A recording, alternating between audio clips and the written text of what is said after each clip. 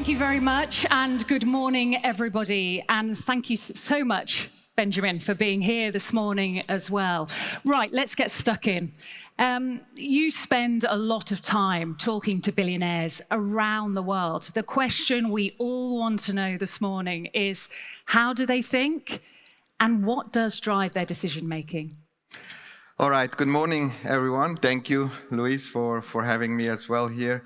I think there are some commonalities or common traits amongst the billionaires, but they certainly love to push the boundaries. They're very decisive. They have a killer instinct.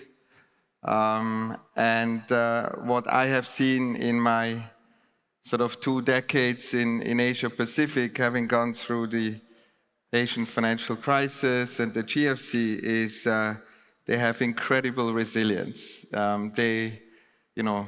Often at times, people had business that got crumbled in a crisis. They came back, they emerged stronger, learned from it.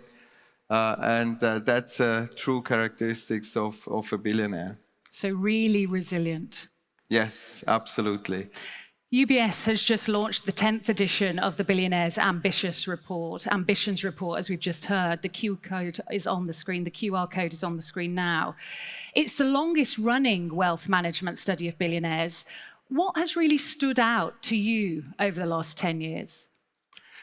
A couple of things. So first, I think for the benefit of the audience, it is an online report that we've been running, one of its kind for the last 10 years, so it's fairly representative, I would say.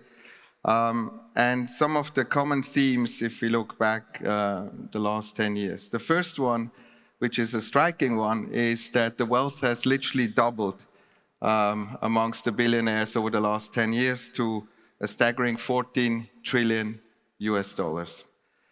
Interesting to observe, if you look back from 2015 to 2020, we've had a 10% annual growth rate. And from then onwards, growth was fairly muted at only 1%. So we've seen a massive acceleration the first 5 years. The last 5 years, that was largely due to a slowdown in globalization. We've had COVID and so forth. The other one is to observe is the epicenter remains the US. 40% of the billionaires are at home in the US. We've also seen an interesting wealth shift into the tech side, although from a very low base, but clearly that has tripled to now $2.4 trillion over the last 10 years, which is an interesting observation. And maybe 2 other data points. One is concentration. I mean, the top 100 billionaires, and here I'm referring to an audience of 2,680 billionaires in total. So the 100 top command 36% of the wealth pool, which is quite staggering, and that's up from 32%. Wow. And the last one, most exciting one, is that we've seen a true emergence of female billionaires. They have grown by a staggering 81%. We have now 344 female billionaires on our list. Music to my ears. Yes. Why is that? Why have we seen that growth? I think there are probably a few drivers to that, but the one that we observe, people have the courage to more and more to get out. They have held numerous prominent leadership positions in professional firms and have taken the decision to establish their own businesses. COVID was definitely one of the key drivers. Very interesting. And what about billionaires here in the Middle East? Middle East, yes. I would say I call it Middle East, MEA, Middle East Africa. That's how we sort of segregate the report. But one interesting observation that sort of stands out versus maybe the rest of the countries, 80% of the billionaires here are self-made, which is quite staggering. And the other one is that we've seen the fastest growth of the billionaire community in the MEA region after the US. So 21.5% last year, or this year, 2024 to be precise, versus 26.89% in the US. Now, here's the good news for this region, and that is really one observation that we've made is the billionaires are on the move. We've seen just in the last 5 years, 1 in every 15 billionaire to sort of shift domicile. And so that's 167 to be precise out of the community. And which are the beneficiaries? Certainly Middle East being one, Singapore, Switzerland, and the US. And the wealth pool, the combined wealth pool of that sort of 167 billionaires is roughly 400 billion in AUM, the bulk of which has actually come to this region. So that's the good news. Wow, that is good news indeed. There is currently a lot of uncertainty in the world, as we're all very well aware. Can you share what some of their top concerns and challenges are, and what they're actually doing to address those challenges? I would say on really the top of the list is investment risks, clearly. And again, the way we try to sort of dissect the two dimensions is we look at what is on top of their agenda or concern in the next 12 months and the next 5 years. The sort of common denominator is geopolitical risk is really on top, be it 12 months and 5 years, and conflicts, obviously. Then more shorter term, interest rates is of a concern to the billionaires. We have a correction in the real estate market as potentially one, and the financial crisis, believe it or not. Financial crisis. Now, if you pivot to the more longer term, 5 years, people are worried about global recession, about potential debt fallout. And the last one, maybe unsurprisingly, is higher taxes. Yes. Not surprising. And what exactly are they doing to address those challenges? What measures are being put in place? Maybe one observation clearly, and again, no surprise to all of you here as well, is to address some of the geopolitical concerns. We've seen clients shifting wealth into gold and precious metals as one destination. And interesting also looking into 2025, actually 43% have indicated that they're going to allocate a larger part of their liquidity into real estate. So maybe more opportunistic, contradictory. In one hand, they see a potential correction in the real estate market, given some of the higher interest rates we've seen the last few years. But that in itself will create an opportunity for them. Yes.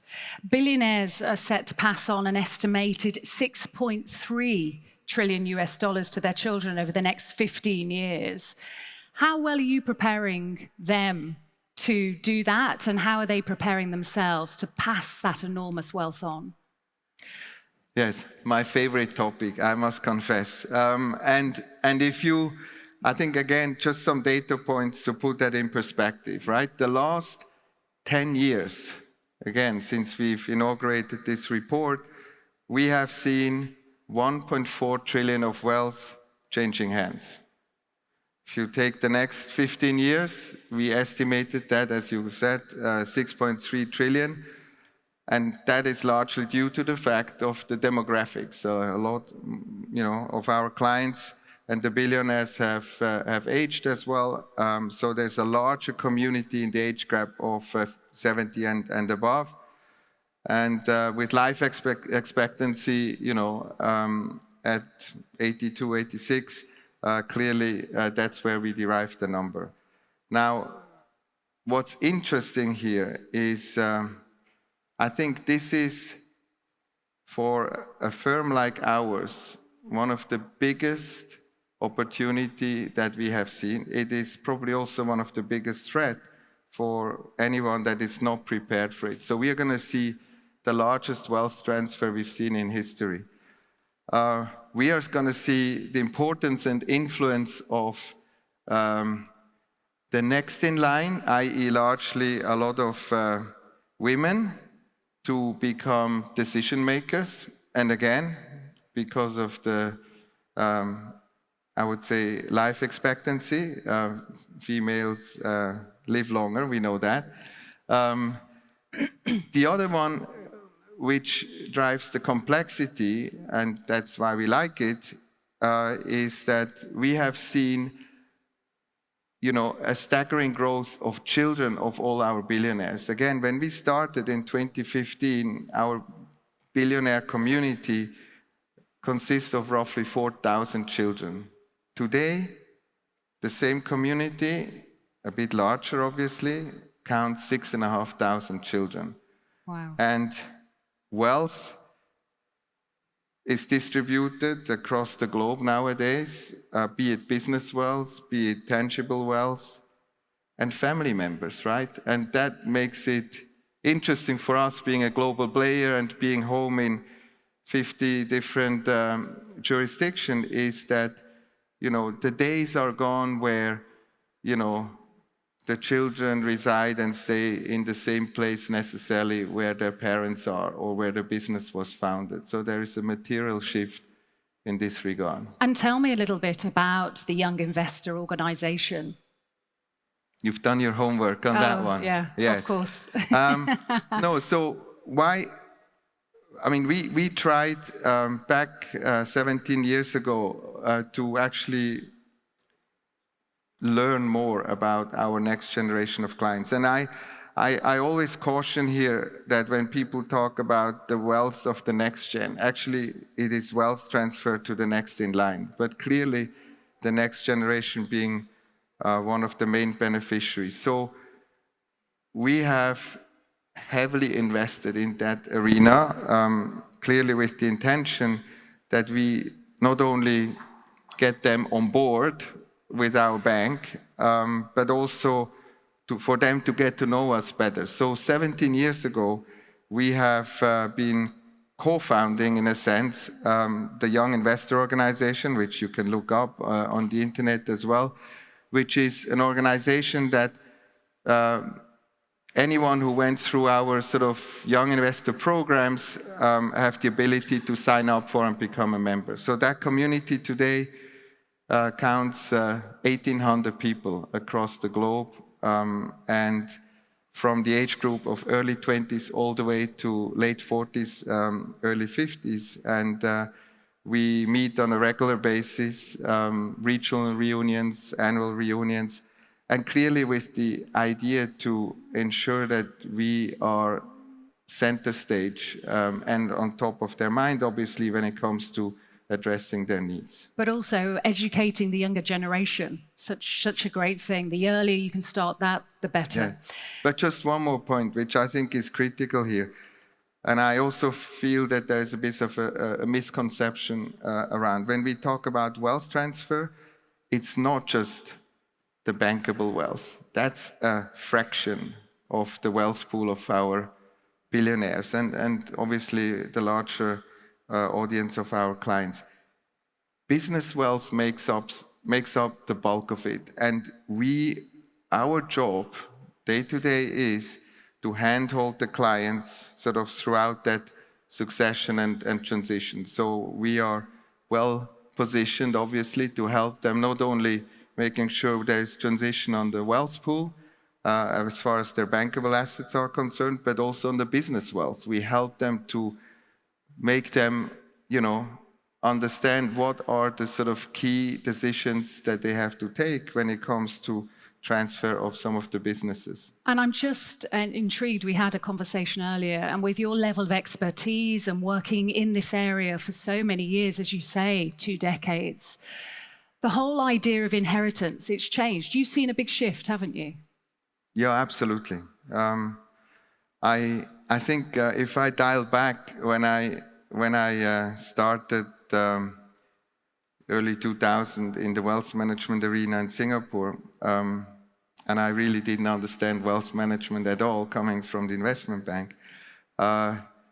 My goal was understanding the corporate arena to talk about business succession. And back then, nobody liked to talk about what happens after they're gone.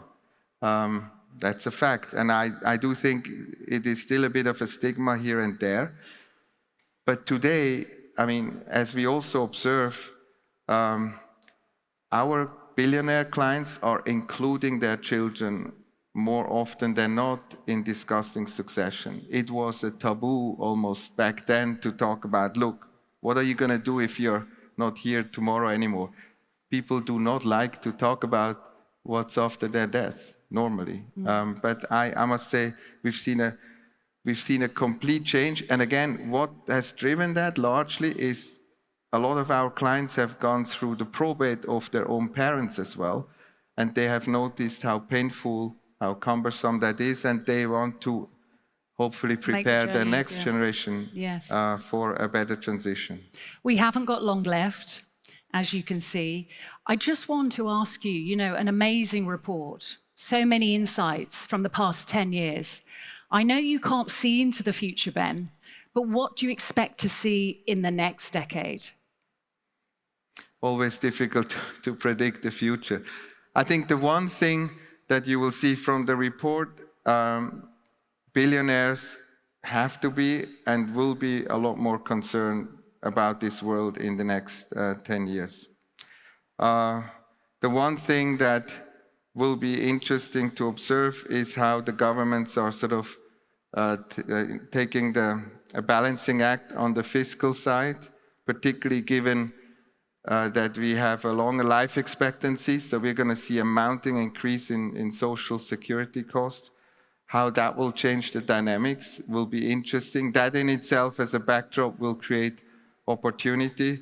If I look at what happened the last 10 years on the technology front, I think we are ready for a good ride to address the whole AI topic, Gen AI, electrification, renewable energy will be a lot of opportunity there for billionaires. Huge opportunity. But it's interesting, Ben, because it's not about they can just act quickly because they've got the money to do it. But as you say, it's the resilience and the confidence to do it. And yes, the opportunistic way. And then lastly, really, is governance around their succession, right? That will be most of our clients, most of the billionaires are yet not prepared for that. So, fail to plan is a plan to fail. And we'll finish on that note. Ben Cavalli, thank you so much for joining us this morning. Thank you.